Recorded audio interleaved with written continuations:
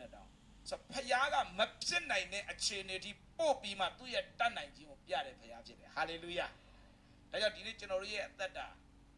ပြဿနာဖြစ်လာရင်အခက်ခဲတွေ့လာရင်ဒုက္ခတွေ့လာရင်အဟံတာဖြစ်လာရင်ဖခင်အလုံးလုံးလိုက်ဒါပေမဲ့ဘယ်ချိန်မှလုံးမလဲ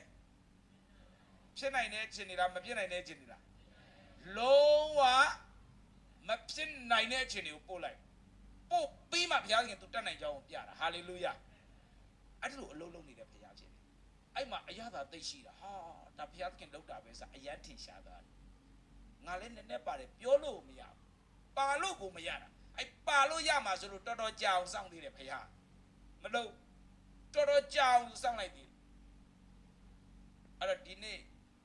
တခါတလေကြာရင်ဘဝမှာအောင်မြင်ဖို့နှေးကွေးနေတာကြန့်ကြာနေတာရှိတယ်ဘာလို့လဲသိလားငါလည်းနည်းနည်းပါတယ်လို့ပြောမှဆိုလို့တုံညကိုဘိုးထည့်နေတာကြားတယ်တဘောပေါက်လားဒီနေ့ပဲဘုရားခင်တင့်ကိုမဆလို့ရတယ်ဒါပေမဲ့ဒီနေ့ပဲမဆလိုက်ဘုရားလည်းမဆတယ်ငါလည်းဟိုတော်တော်လေးတော့သိလားမောသွားတာမောတော့ဘယ်လွယ်မလဲငါမရှိကြည့်လေအဲ့ဒီအပန်နဲ့ကျင်မယ်လေဒါကြောင့်ဘုရားသခင်ကဘာလဲသူမရှိလေရတယ်သူရှိလေဘာမှအလုံးမဖြစ်ဘူးဆိုတာကိုစွဲထားတာသူလည်းတော်တော်ကိုပြသွားတယ်သူပါဇက်ကငါလည်းမတတ်နိုင်ဘူးပေါ်လာမှဘုရားအလုံးလုံးတာဒါကြောင့်ဒီနေ့နားလေစေချင်တယ်ဘုရားသခင်အံ့ဩဖွယ်အလုံးလုံးနေတဲ့ဘုရားဖြစ်တယ်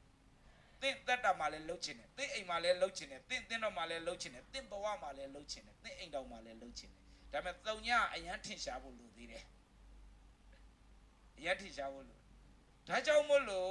တိရအခန်းကြီး19မှာ